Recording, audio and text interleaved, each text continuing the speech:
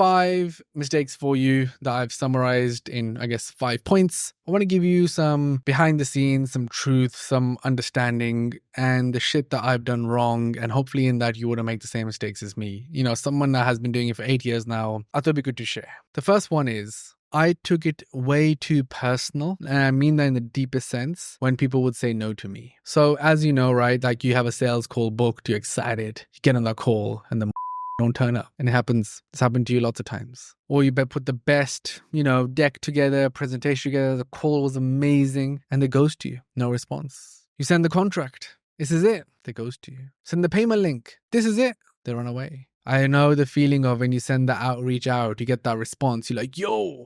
When I used to do outreach, I would say and send like hundreds of messages myself. Wake up the next day, check the inbox, and sometimes there'll be not even one response. And you're like, oh my days. This is not, how do I get the rollie, yo? How do I get the PJs? This, what? I thought it's going to work. So, all of that I know exactly what you're feeling because I felt it. It's just painful, right? The mistake I made was, in hindsight, that I took it so personal that honestly, I would wake up, there's no responses. Or the meeting I had is now cancelled. That it would really bring me down to the point of I'll be like, what's the point? I should just go back to working. When people said no, I really took it personal that I'm not good enough. That, why am I doing this? That my parents were right, I should be working right now. It was always, it's me and it's a problem. And there was some truth in that. Of course, you have to slow down and think, what could I have done better? But a lot of the times, it's just not in your control. And when you grow up, you realize this. But ultimately, I just took it way too personal. That I let it get to me. Over the years, I've managed to get to a place now where I have essentially like zero expectations. I'm not expecting to sign the client. I'm not expecting to win this. I know I can, and I probably will, but I'm not expecting it. So I'm never gonna be heartbroken. I'm not gonna be upset. Man, you understand like the times that I've been through, like I thought we're signing a client. I would already start to plan like, okay, put it on my spreadsheet. Okay, I'm on 7 clients now, this much MRR, boom, boom, boom. Yeah, like, you know what I mean? I would take it so far that when it wouldn't happen, it was like my whole world would shift. I couldn't sleep. I would be stressed. I'll be honest, I've got a lot of white hairs in my beard. I dye my beard because it's so white now. And it literally only started to go white when I started this business and when the stress started to come from running an agency, because it's hard, because that kind of shit only you deal with because you're the founder, you're the CEO, you're the guy in charge, you're the guy that's going to make it happen. You're the one that's going against all odds to start a business, start an agency, be successful. It's hard. So anyway, point number 1, mistake I made, and don't make this mistake, is that don't take things personally. It's part of the game. People are going to say no. You're never going to understand why. People are going to ghost you. People are going to be mean to you. People are going to say to your face that, don't believe you, don't think you're good enough. People are going to question your clients, question your credibility, question, have you even done this stuff? May not believe you. And you probably question me in the exact same way. Like, does he really work with these people? Is he really doing all this? Is he really got this much revenue? Has he really done this? Right. It's normal. And I know that now. So I guess being on the other side of it, I am now very mentally strong. I have zero expectations. And I understand clearly that it may not work out. And it's okay. So yeah, that was point number 1. Number 2, probably mistakes that I made for a very long time was I had no structure to my acquisition. It was all over the place. I had no structure. There was no actual thought process, how to manage a sales pipeline, how to actually record, who have you spoken to, when did you speak to them, what happened, did you follow up with them, where are we, who am I meant to send what to, how many days has it been, have I followed up? I did none of that shit. It was just like, yeah, roll with it. Lead comes in, book a call, sick. The guy doesn't turn up, forgot to rebook it because I'm busy doing some work. Oh no, this one's come up. Oh, this guy's in my DM. It was just like that. And because of that, I was just all over the place when it came to signing clients. And because of that, I wasn't really learning. I wasn't really moving forwards. I wasn't building my skills when it came to signing clients because I didn't really know what was even working. What am I even doing? I would quickly jump on a call because I just thought I obviously know because I do, right? But I didn't because I didn't slow down. I didn't prepare. If you become organized, it really helps you realize like, okay, I've got this pitch coming up and this is this. Okay, so now I need to make a deck. Okay, now my deck needs to improve. And every single time I'm going to make a deck, I'm going to make it better. Basically, that way of thinking, that being productive, being better every single day, is one of my biggest mistakes that I made when trying to sign clients. The truth is, I was desperate. When you're desperate, you're all over the place because you feel like I'm going to waste my time by being organized. You feel like, what's the point in me managing all these leads if I even don't have clients? And that was the mindset that I was in, which is a negative mindset. It's a lose-lose mentality. The mentality was, what's the point in me investing my time into building an amazing spreadsheet and tracking all this stuff and knowing what am I doing, spending time making a deck. If the guy's not going to turn up on the call, I know the feeling. I spent 3 hours, slept late, made an amazing deck. The guy didn't turn up on the call. It sucks, but that is what makes you. So don't be desperate would be my lesson from this mistake. Play the long game, be strategic, be thoughtful, be organized, be ready. Even if the person doesn't turn up, his loss. Next one will. You will win the next one. Be ready. Figure out the problems. Be ready to give the solutions. Be ready to give the value. Build your skills. Be ready. That is the approach you need to be in, the mindset you need to be in. And not like I was. I was desperate. Man, anybody. Just anybody please come and let me work with you. There was a time in March 2017 where I had less than 1 month's payroll left in the bank. And that's when it really hit home that like, what am I doing? I've got to work smarter. I've got to get better at this job. Otherwise, I'm going to be finished. And I remember I spent like 3-4 days doing all-nighters in the office. And then we had an office. It was a really sick co-working space. My bedroom was terrible where I was living in the shared house. I just preferred to be in the office because it was nicer.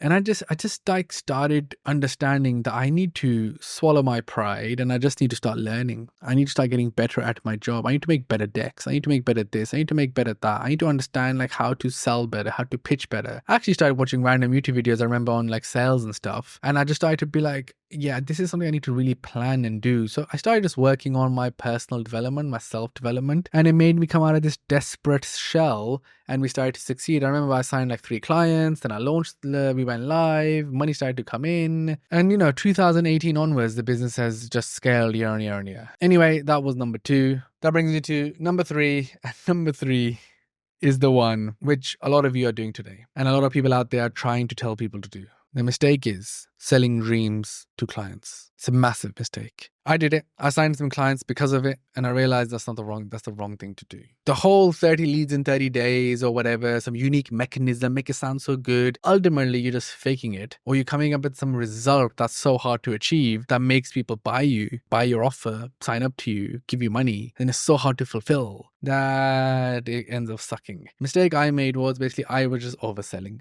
I would say to people, man, you're going to make $1 million in the first year. It's going to be crazy. You're going to be world famous. Just overselling. So that allowed me to basically, the mistake, what that did was it made me sign the wrong clients. So the mistake from signing 100 plus clients and close to $100 million in revenue, in actual agency revenue, don't sign the wrong clients. The way I signed the wrong clients was basically selling dreams to them. When I started selling dreams, I ended up signing the wrong ones because I got away from my IACP. I got away from the problems I can actually solve. And I'm starting to now sell dreams because I got good at it. So I took my sales too far and I'm starting to sell things just to sign people. So that's a massive mistake. Don't get caught up in, just from the last one, like you're desperate, I get it, but don't sell the wrong thing. Don't say the Toyota is faster than a Ferrari, right? Like don't sell the wrong thing. And I did that and that was a mistake. And I know you probably think I'm never going to do that, but you will. Because when someone is pressuring you, when you really want to sign a client, you will naturally start to promise things which you actually don't have the ability to do or just aren't possible. And that's when you are leading a client on and it's destined for disaster. And I'm telling you that I've had the most painful issues with clients. You've had legal cases with clients. I can tell you this from my experience. Just don't do that. It's not worth it. Don't oversell. Don't fake sell. Don't promise some crazy results, some crazy ROI. It's only going to end up in stress and tears and financial problems and the rest of it. I've seen it time and time again. People won't pay your fees then. It'll become a problem. People will do chargebacks. Like, it's a mess and you don't want to do that. Number 4, fourth mistake. I used to get so happy that someone signed up with us that I wouldn't actually realize why. And what that did was it made me disconnect from how are we really going to drive value for the client, because there's basically a misalignment from day one. And the misalignment comes, right, because if someone signs up with you, was it because we promised them a crazy result? result? Was it because of our other clients? So what happened once was someone signed up with us and they were expecting that we're going to tell them what we do for other clients. And because they knew some of them, as in like they knew of them. So they wanted to know their secrets so they can do it. I was like, of course not. Like obviously as an agency, we have methods where we apply strategically and then we do that for different people. But for you guys, we're going to come up with a new strategy based on our experience to do that. But they're like, no, but what does that guy do? Could you not give me that?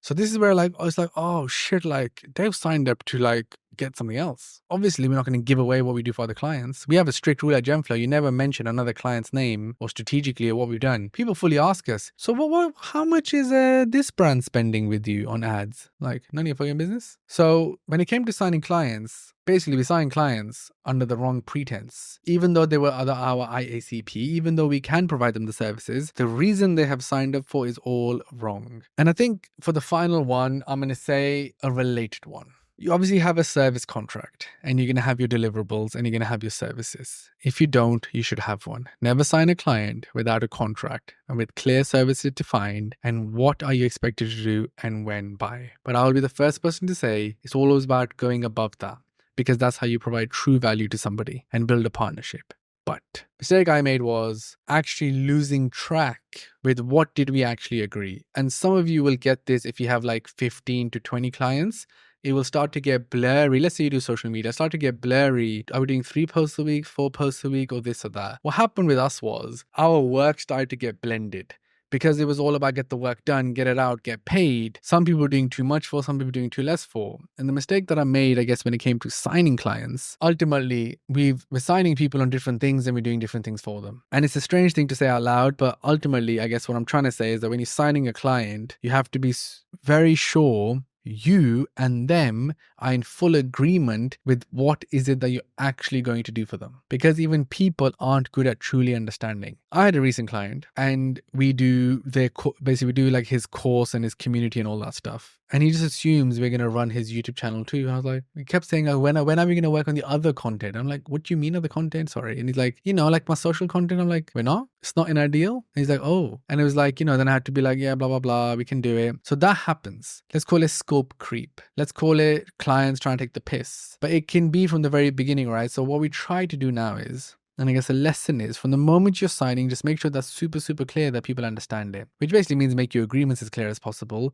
but make sure it's just very clear with what are you doing for some people. Those are the 5 that I can think of, which are a bit different. But the truth is, fundamentally, it was when I got more structured, when I had a real strategy, when I followed what my skills are, we started to sign clients faster and faster, better and better. When the confidence came, when the belief came, when I became a true expert because I spent the time learning, when I knew I can solve anyone's problem, I just need one conversation. I believe if I have a one-to-one with anybody, I would sign them. The Rock, I would sign him. I actually had a call with his team, not him, unfortunately. I feel like one-on-one, I will sign anybody in the world because I'll be able to find an angle. I'll be able to find the way to sell to them. Even though that's not true, and I've not signed everybody I've ever spoken to, lost plenty of deals, but I just feel like that.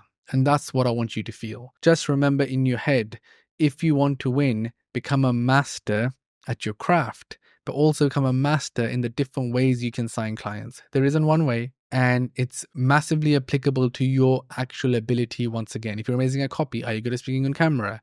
Are you really good at dissecting, auditing a potential client just like that fast? All this stuff is very, very important. Anyway, those are my 5 lessons. And thanks for watching. I will see you in the next video.